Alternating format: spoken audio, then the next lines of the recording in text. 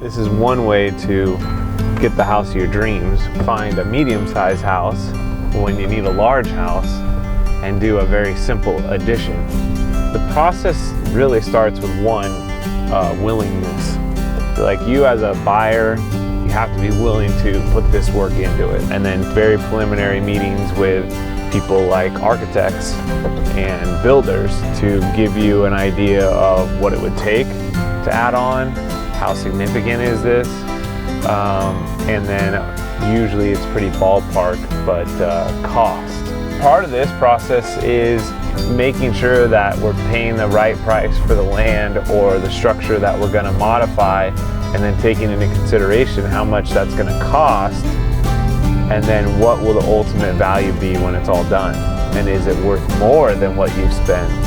Get honest bids, get multiple bids on things, especially the major things like foundation work or framing work or electrical work or plumbing work. We're going to Manhattan Village to see 2 properties. Both actually did the same type of remodel. These were pretty dated, just kind of medium-sized houses, and now they're pretty beautiful large homes. So the large 2-story structure you see in the front of the house here wasn't even there.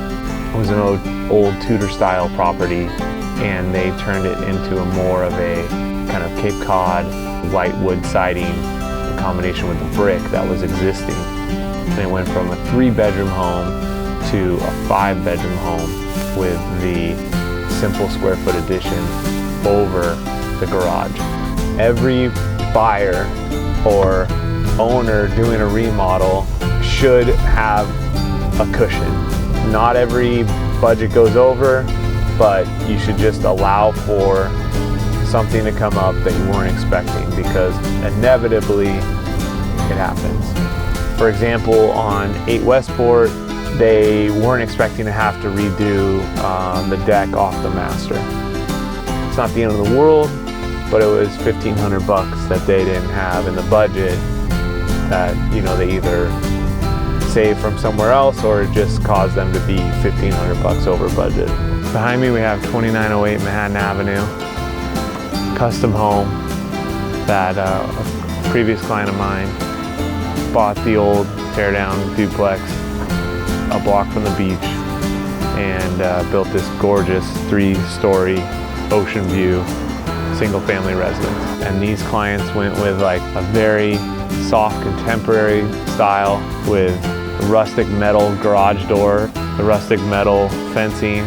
They went with the reclaimed wood on the side of the property to break up the stucco and the metal. I think it turned out really, really nice. I would say, yeah, I definitely opened their mind to going this route. It was not something they were thinking about before. However, at the same time, it was also appealing because when you kind of looked at it, you could buy the lower end home, add the money that it takes to do the addition and all of the upgrades, and be into it for less than going and buying that really nice high-end home, which is really hard to find right now.